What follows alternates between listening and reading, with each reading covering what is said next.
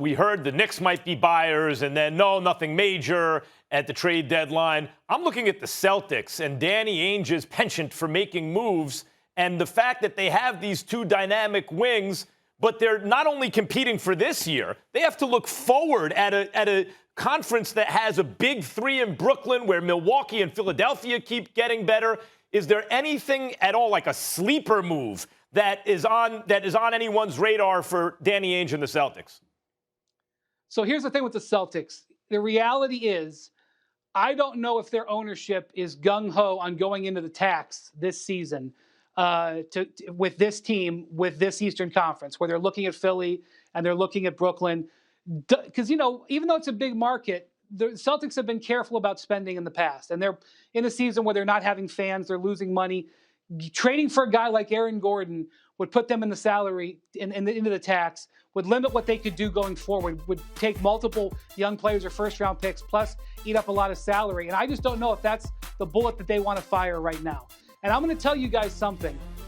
If and when Aaron Gordon gets traded today, because I think he's going to, people are going to be in their feelings. Because my feel is that Aaron Gordon is not demanding a big package on the market.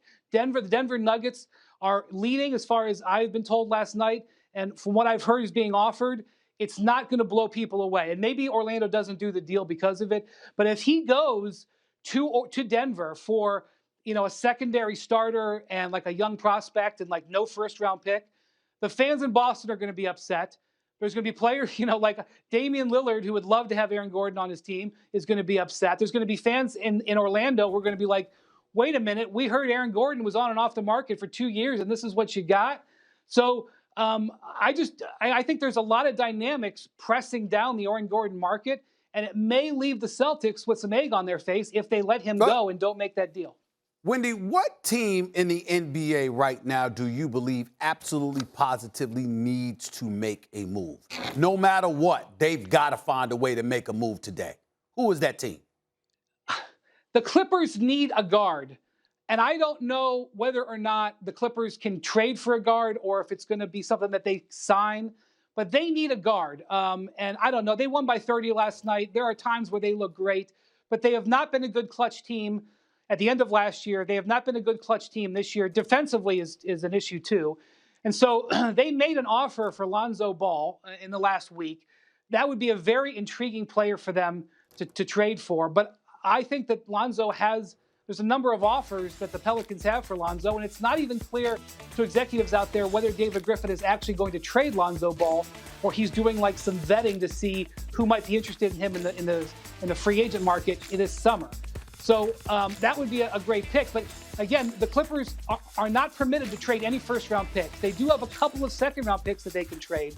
But to get any player back who makes a meaningful salary, like, for example, let's just say the Pelicans wanted to trade Lonzo Ball to L.A., you're looking at probably having to trade Lou Williams. So that's a guy who's a key part of their rotation.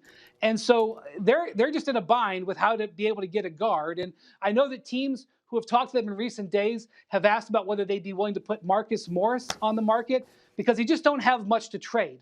And look, it's a good problem to have. It's a first world problem because they have a couple of all-stars in their starting lineup who they're paying a lot of money. But I think the Clippers, if they're going to win the West, need some support in that perimeter. Thanks for watching ESPN on YouTube. For live streaming sports and premium content, subscribe to ESPN+.